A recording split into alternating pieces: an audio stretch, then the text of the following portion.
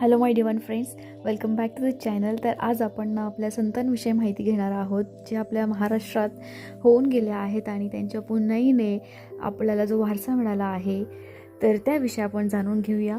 नमस्कार. तर संतांची भूमी म्हणून ओळखल्या जाणाऱ्या आपल्या पवित्र महाराष्ट्रात अनेक महान आत्मे जन्माला आले, ज्यांनी आपल्या भक्तीने आणि विचारांनी समाजाला नवीन दिशा दिली.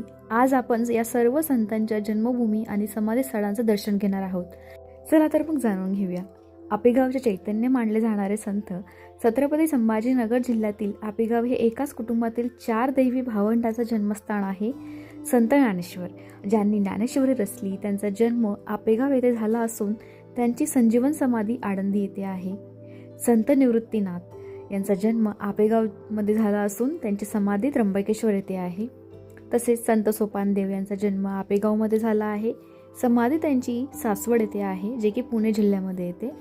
संत मुक्ताबाई यांचा जन्म आपेगावमध्ये झाला असून समाधी यांची कोठाळी म्हणजेच आपलं मुक्ताईनगर जळगाव जिल्ह्यामध्ये आहे. विठ्ठल भक्तीचा वारसा जपणारे पंढरीच्या विठ्ठलाशी एकरूप झालेल्या या संतांनी भक्तीचा मार्ग सुकर केला. तर संत नामदेव यांचा जन्म हिंगोली जिल्ह्यातील नरसी नामदेव येथे झाला. त्यांनी समाधी पंढरपूर येथील विठ्ठल मंदिराच्या पायरीपाशी आहे. संत तुकाराम महाराज पुणे जिल्ह्यातील देहू हे त्यांचे जन्मस्थान असून त्यांचे वैकुंठ गमन देखील देहू येथेच झाला आहे. संत जोखामेडा यांचा जन्म मेहून बुलढाणामध्ये आहे. ते समाधी यांची आहे पंढरपूरमध्ये म्हणजेच आपलं सोलापूर. संत जनाबाई परभणी जिल्ह्यातील गंगाखेड हे जन्मस्थान आहे आणि यांची समाधी पंढरपूरमध्ये आहे.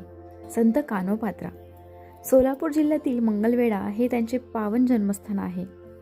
यातील कर्मयोग आणि समाज प्रबोधन करणारे, आपले काम करत असतानाच ईश्वराची भक्ती करणाऱ्या या संतांनी समाजाला मोठे संस्कार दिले आहेत.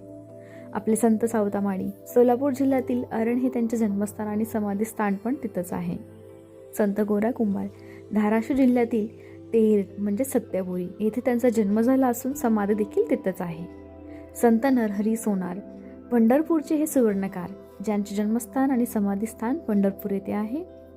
आपले संत एकनाथ महाराज छत्रपती संभाजीनगर जिल्ह्यातील पैठण हे त्यांचे जन्मस्थान आणि समाधी स्थान आहे.